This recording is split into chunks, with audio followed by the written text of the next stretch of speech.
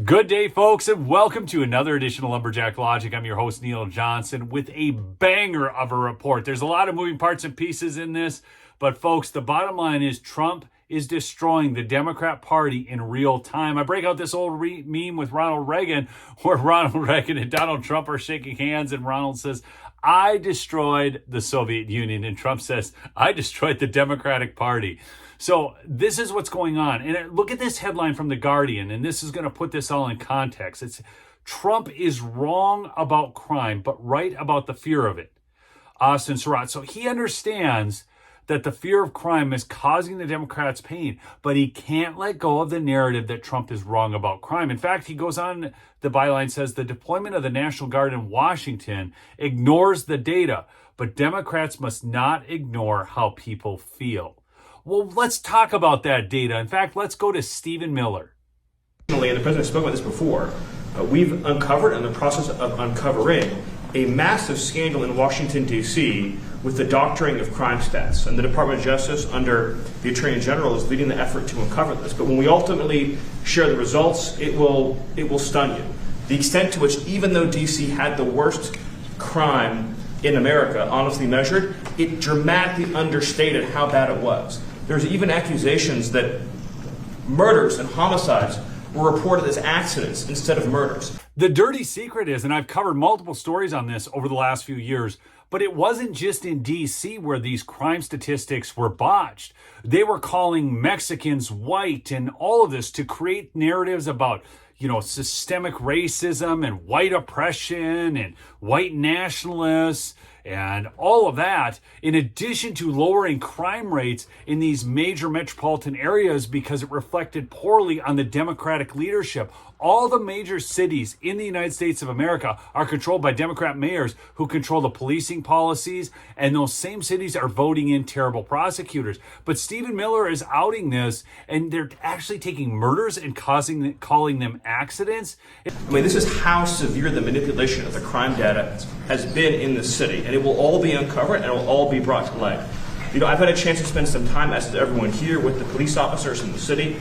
Members of the public are going up to them and thanking them, just overflowing with gratitude. And if you want to understand just how badly Democrat heads are imploding, watch this clip with Tiffany Cross and Abby Phillips on CNN, where they remind you that you can't trust anything he says because he's a white supremacist. Really quickly, Abby, because anytime that we play something from Stephen Miller, it would be journalistic integrity to point out that he is a white supremacist and he is the brainchild behind this policy. That's not my opinion. That's actual facts. And for him to purport lies from the Oval Office as a white supremacist, I don't know. it should be pointed out. It's reporting Washington Wall Street Journal's own reporting. I want to address what he's... So that's it, folks. If the Washington Post calls you a white supremacist, you are. Oh, of course, they've done that to Donald Trump, too. So she must have to point that out every time as well. Because if a liberal media outlet or the Wall Street Journal calls you a white supremacist, then you are,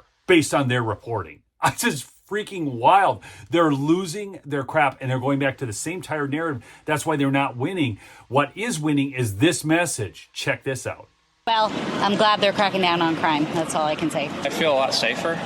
So I'm actually really happy. I feel like the nation's finally becoming safe again with this, so it's nice that he has our backs and he's protecting us. I think extra security is always a good thing, especially in the metro. If you got crime, you need police, you need extra protection out there. I don't have a problem with it. And Coley, those right there are the opinions that matter. In fact, this is having such a profound effect that Harry Enton had to cover on CNN alarming poll numbers for the Democrats because people are feeling the effects. The Trump effect. 4 swing states that, in fact, do keep track of registration by party. Look, the Republican Party is in their best position at this point in the cycle since at least 2005. And all 4 of these key battleground states, we go out to the Southwest, Arizona. How about Nevada? Republicans haven't done this well since 2005. Oh, my goodness gracious, at this point in the cycle. North Carolina, I couldn't find a point at which Republicans were doing better at this point in the cycle. It's at least this century. It probably goes way back in the last century. And Pennsylvania, very similar. Republicans doing better at this point than at any point. at any point this century, at least as far as I could find. Now, what types of gains are we talking about here for the Republican Party? Well, let's compare it to this point during the first Trump administration all the way back in 2017. Look at this. The Republican Party gains in party registration compared to this point back in 2017 during the Trump first administration. In Arizona, you got a Republican gain of 3 points. Okay, how about Nevada? Up the hill we go, even though we're sticking in the Southwest. A gain of 6 points. How about, again, we come to the East Coast, North Carolina, a gain of 8 points for the Republicans. And in the Keystone State, in the Commonwealth of Pennsylvania, again, we're talking... Folks, those are almost double-digit increases in North Carolina and Pennsylvania, and I'm imagining before the next election cycle, it will be double-digit gains. Pennsylvania is almost becoming a lost cause for the Democrats. That's huge. Now, in addition to that, to show you just how far off the Democrat Party is and just how much they don't get it, listen to what they're talking about at the Democratic National Committee. Issues voters care about. Where does Trump go? Migrant crime, carjackings, the really lurid, awful stuff that is a crazy, crazy visual. Don't take the bait, because most Americans are more worried about how are we going to address mental health issues, the visible homelessness that we see on streets, and how do we deal with mental health and other issues that drive the sort of random incidents that scare all of us. That's what you should be talking about. That's where you should be focused. Don't take the bait in talking about migrant crime or carjackings or the things that actually don't matter to that many Americans. So, you guys got to answer the question in the chat below. Do you care about carjackings and violent crimes? Because she just told us that most Americans don't even care about that. These people have lost their marbles. They have lost elections in perpetuity by going down this path. I am telling you, look at these numbers now that are coming out of D.C. Robbery down 46%. Carjackings down 83%. Violent crime down 22%. Look at these numbers. And I am telling you, the residents of D.C. do care about this. And if you're living in a city where you've been living in fear, you would care as well. Which brings us back to the Guardian piece. Listen to this. In most of America's largest cities, crime, especially violent crime, is down. But the fear of crime is increasing. What did we learn from Stephen Miller? Earlier in the video, we learned that violent crime is not down, that they have simply lied to us about the statistics. The reason the fear of crime is there is because the residents feel what's actually going on, not what the government is telling you that is going on.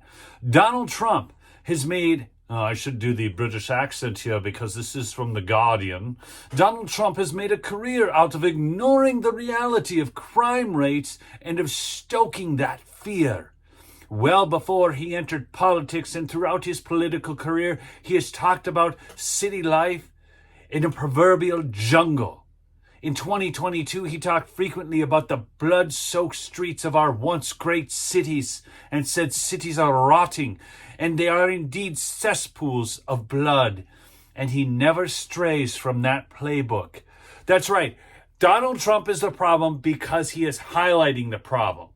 The problem isn't the problem. Donald Trump is the problem because he's talking about the problem.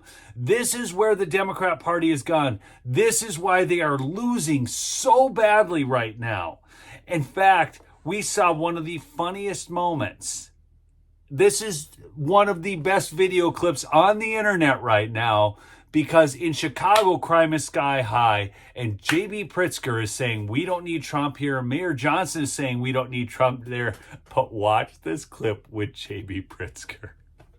We're very pleased about the progress that we're making. I know that I live rent-free in the president's head, and I wish he would spend some time in Chicago so that he could see what a lovely city we have. Governor, quick follow-up. What do you do if the National Guard is activated and comes here? These Democrats bring this stuff on themselves. I wish Trump would come to see. There's Trump Tower. Maybe he should have planned that a little differently. But I think the cameraman deserves an Emmy Award. You can comment on that in the chat below, too. Do you think he deserves one?